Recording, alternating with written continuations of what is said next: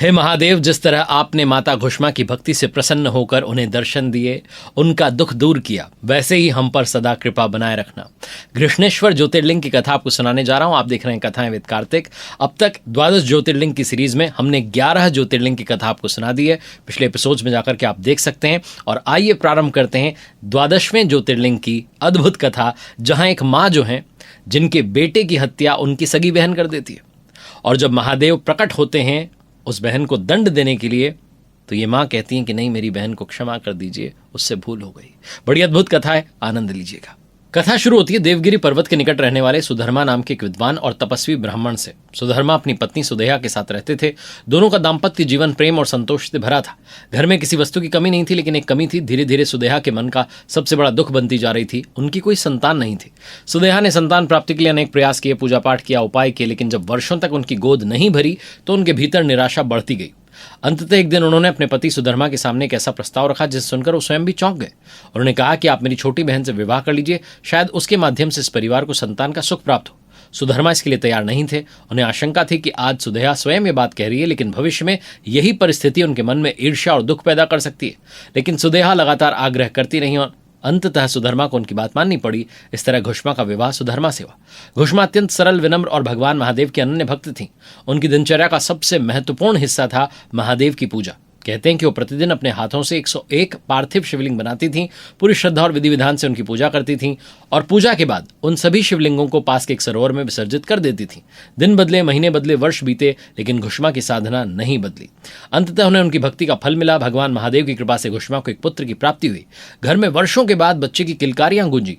सुधर्मा प्रसन्न थे, घुष्मा प्रसन्न थी, और प्रारंभ में सुदेहा भी इस प्रसन्नता का हिस्सा बनी। समय बीतता गया, पुत्र बड़ा हुआ और बाद में उसका विवाह भी हुआ। लेकिन जिस बात का डर सुधर्मा को शुरुआत में था, धीरे धीरे वही होने लगा। सुदेहा के मन में एक विचार बार बार उठने लगा, इस घर में कभी मेरा सबसे अधिक सम्मान था, लेकिन अब सब कुछ घुष्मा और उसके बेटे के आसपास क्यों है? जिस बहन को स्वयं इस घर में लेकर आई थी, उसी बहन का सुख अब उन्हें अपना दुख दिखाई देने लगा। धीरे धीरे ये दुख ईर्ष्या में बदला, ईर्ष्या द्वेष में, और द्वेष ने उनके विवेक को पूरी तरह ढक लिया। एक रात्रि जब पूरा घर सो रहा था, सुदेहा ने एक ऐसा अपराध कर दिया जिसकी कल्पना नहीं की जा सकती थी। उन्होंने घुष्मा के सोते हुए पुत्र की हत्या कर दी और उसके शरीर को उसी सरोवर में फेंक दिया जहां घुष्मा हर दिन अपने पूजे हुए शिवलिंगों का विसर्जन करती थी। सुबह हुई, घर में पुत्र नहीं था, कोहराम मच गया। जब उसके साथ हुई अनहोनी का पता चला तो पूरे परिवार में सब विलाप करने लगे, लोग दुख में डूब गए। लेकिन इस सब के बीच घुष्मा का व्यवहार ऐसा था जिसे देखकर हर कोई हैरान था। उन्होंने अपने नियम को नहीं छोड़ा। जिस माँ के पुत्र के साथ इतनी बड़ी अनहोनी हो चुकी हो, वो उस दिन भी पूजा में बैठी, हमेशा की तरह 101 शिवलिंग बनाए, फिर एक एक शिवलिंग की उसी श्रद्धा से पूजा की। उनके भीतर दुख अवश्य रहा होगा, लेकिन उस दुख से बड़ा उनका विश्वास था कि जिन्होंने मुझे पुत्र दिया वही उसकी रक्षा करेंगे। जो शिव की इच्छा वही मेरी इच्छा। पूजा करने के बाद वो सरोवर की ओर गई विसर्जित करने के लिए, और तभी वहां पर वो हुआ जिसकी किसी ने कल्पना नहीं की थी। घुष्मा जब सरोवर से वापस लौटने लगी तो उन्होंने देखा कि सामने उनका पुत्र खड़ा है, जीवित, स्वस्थ और सुरक्षित, मानो उसके साथ कुछ हुआ ही ना हो। एक माँ के लिए इससे बड़ा चमत्कार क्या होगा? लेकिन चमत्कार पूरा नहीं हुआ था। उसी क्षण भगवान महादेव वहां प्रकट हुए।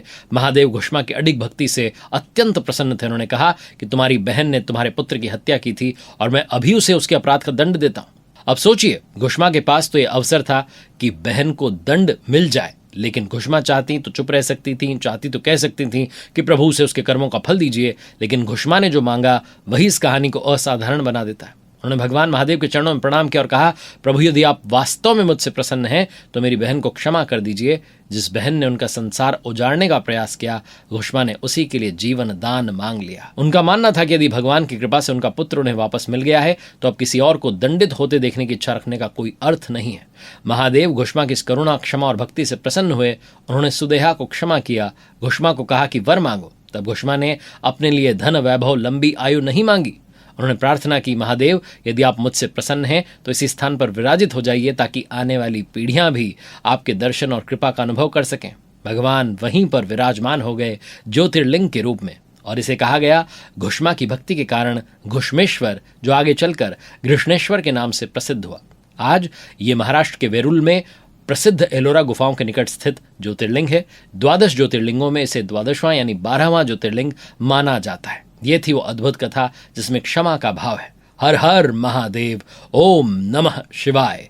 उम्मीद है आपने 12 ज्योतिर्लिंग की इस पूरी सीरीज में हमारे साथ यात्रा की होगी, सोमनाथ से घृष्णेश्वर तक की। महादेव की कृपा सदा सभी भक्तों पर सदैव यूं ही बनी रहे।